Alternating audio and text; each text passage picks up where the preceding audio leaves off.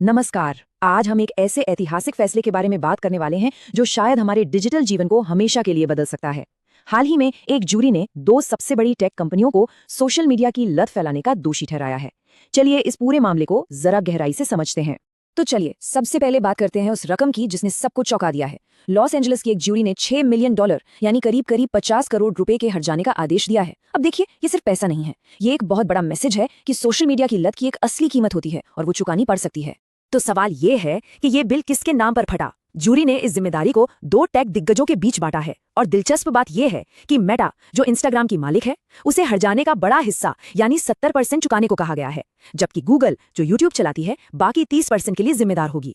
लेकिन ये बड़ी बड़ी कंपनियां और करोड़ों डॉलर के आंकड़े, ये तो कहानी का सिर्फ एक पहलू है।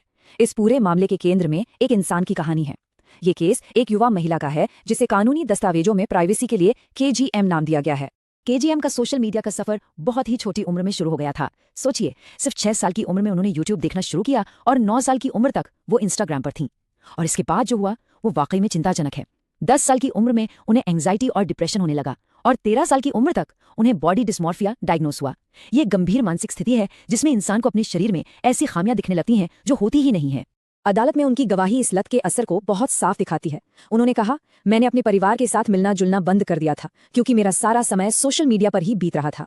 ये एक बहुत बड़ी बात है जो दिखाती है कि कैसे एक वर्चुअल दुनिया ने उनकी असली जिंदगी को पूरी तरह से अपने कब्जे में ले लिया था। तो आखिर अदालत में असली लड़ाई किस बात को लेकर थी? सारी बहस एक सीधे सवाल पर आकर टिक गई। क्या ये प्लेटफॉर्म्स जानबूझकर हमें आदी बनाने के लिए डिजाइन किए गए हैं? क्या ये सब बस एक बुरा इत्तेफाक है या फिर एक सोची समझी बिजनेस स्ट्रैटेजी? जो वादी के वकील थे मार्क लैनियर, उन्होंने तो जूरी के सामने इसे बिल्कुल साफ साफ कह दिया। उन्होंने कहा, इन कंपनियों ने ऐसी मशीनें बनाई जिन्हें बच्चों के दिमाग को आदी बनाने के लिए ही डिजाइन किया गया था और उन्होंने ये सब जानबूझकर किया। तो ये मशीन आखिर बनी किस चीज से है? वकीलों ने कुछ बहुत ही जानी पहचानी चीजों की तरफ इशारा किया।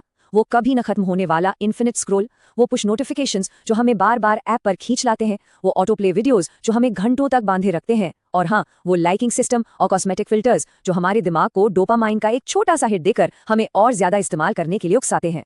अब ये स्लाइड देखिए, ये दिखाती है कि बंद दरवाजों के पीछे कंपनियां क्या कह रही थीं और अदालत में जनता के सामने क्या दलीलें दे रही थीं। अंदर के डॉक्यूमेंट से पता चला कि यूट्यूब के एक मेमो में व्यूअर की लत को एक लक्ष्य बताया गया था। एक इंस्टाग्राम कर्मचारी ने तो यहां तक लिख दिया कि वे एक तरह से ड्रग्स बेचने वाले हैं। लेकिन जब अदालत में बोलने की बारी आई तो उनका डिफेंस था कि यूट्यूब तो एक जिम्मेदारी से बनाया गया प्लेटफॉर्म है और टीनेजर्स की मेंटल हेल्थ का मामला बहुत ही जटिल होता है। कानूनी दुनिया के जो एक्सपर्ट्स हैं वो इस फैसले को एक बहुत बड़ा मोड़ मान रहे हैं। कई लोग तो इसकी तुलना बिग टबैको मूवमेंट से कर रहे हैं। याद है वो पल जब तंबाकू इंडस्ट्री को आखिर में ये मानना पड़ा था कि उनका प्रोडक्ट जानबूझकर नुकसानदायक बनाया गया था और उन्होंने दशकों तक इस सच को छिपाने की कोशिश की थी। कई दशकों से टेक कंपनियां एक बहुत ही मजबूत कानूनी ढाल के पीछे छिपी हुई हैं जिसका नाम है सेक्शन 230। ये 1996 का एक कानून है जो मोटा मोटा ये कहता है कि प्लेटफॉर्म्स इस बात के लिए जिम्मेदार नहीं है कि उनके यूजर्स क्या पोस्ट करते हैं। इस कानून ने उन्हें लगभग अजेय बना दिया था अब तक। तो सवाल उठता है कि इस बार वकीलों ने इस ढाल को तोड़ा कैसे? बहुत ही स्मार्ट तरीके से।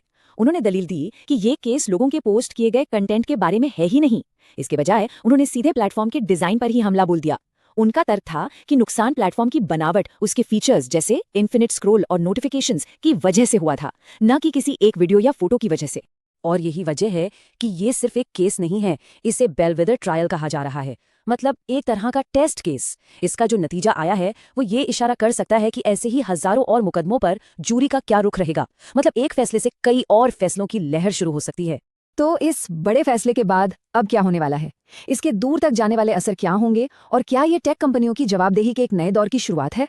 देखिए, ये समझना भी जरूरी है कि ये फैसला अचानक से नहीं आया है। इस कैलिफोर्निया के फैसले से ठीक एक दिन पहले न्यू मैक्सिको में एक दूसरी जूरी ने एक और केस में मेटा पर $375 मिलियन का जबरदस्त जुर्माना लगाया था।